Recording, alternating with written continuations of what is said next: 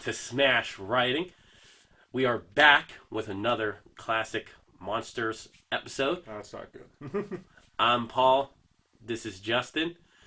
Today we are reviewing The House of Usher, which stars literally 4 people.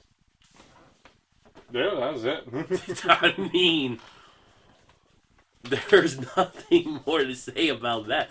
4 people, a house, a crazy brother, a dumb sister, and a naive butler, and a dedicated fiance. I wouldn't say dedicated fiance. Honestly, death was much better for Madeline than any of these options. Well, I mean, at least he tried to get her out of the house. Multiple times, like, I forbid you to do this, I forbid you to say this, don't you do. Calm down. Go ahead and read the plot. Yeah, we open to Philip arriving on horseback. He's here to pick up his fiancée, Madeline. The butler's like, our brother's put her in the bed, she's unwell, and you can't see her. And he's like, no, I'll be seeing him then, Roderick.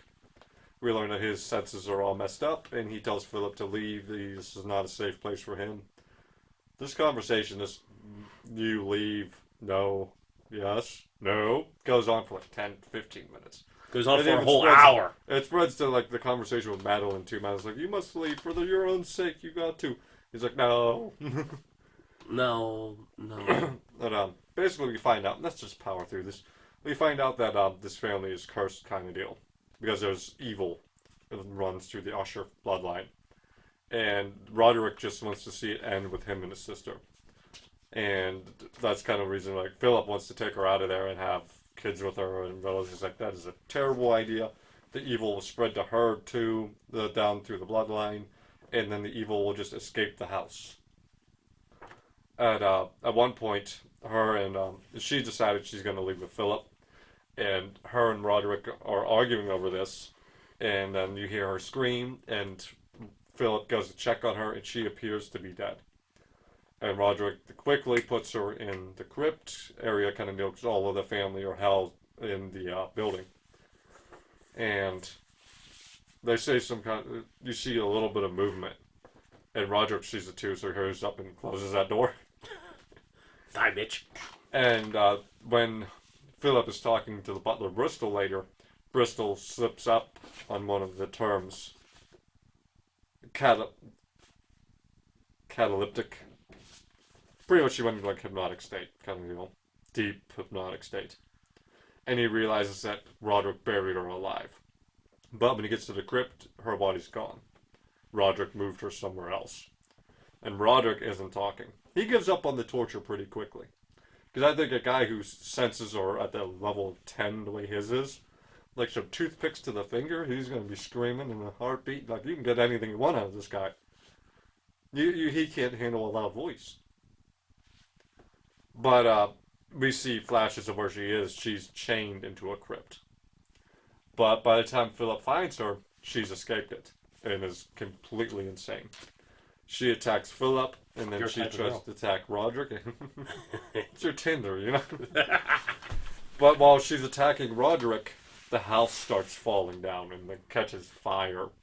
And Philip is the only one who just makes it out. And the house sinks into the tarn. And that's the end of the movie. Literally. That is the script. There isn't stuff that you added. That is the script. It's 4 people in a house.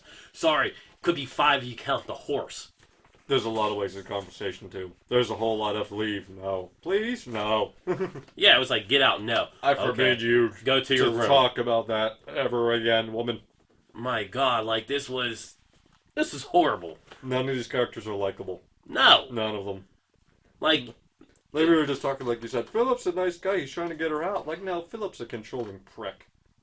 Yeah, I said he's dedicated. Yeah, I mean, he's dedicated, sure, but it's a whole lot of the, I forbid you to do this, I forbid yeah, you he did not hesitate to use that word. Yeah, he's just then totally, you do what I say. Madeline, who's, like, basically, like, so dumb, you just want to, like, she's not sick. There's no curse. It's just her insane brother. And she falls for it. But I tell you who's the worst of it all. The butler. Bristol? Yeah. Yeah. He knows that this is just all in the brother's head. And instead of doing anything positive, Well, they do. They kind of leave it open on whether or not the house is trying to kill him or not for trying to remove Madeline from it. I think that's my biggest flaws in this movie is that this movie doesn't just pick a side. Is this curse real or is it just in their head? yeah. Well, you can't do much with 4 fucking people in the film. I mean, When we get to the fall of the House of Usher on Netflix, we're gonna be talking. We got a lot to talk about when we get there. We're far away from there. yeah. We still got to do midnight mass. We gotta sit down like literally in like 10 minutes and start drawing the next month of stuff out. But this was bad. This recording block sucked. This is not a great recording block. I mean, We have one winner here. one winner. I'm giving it a D. F.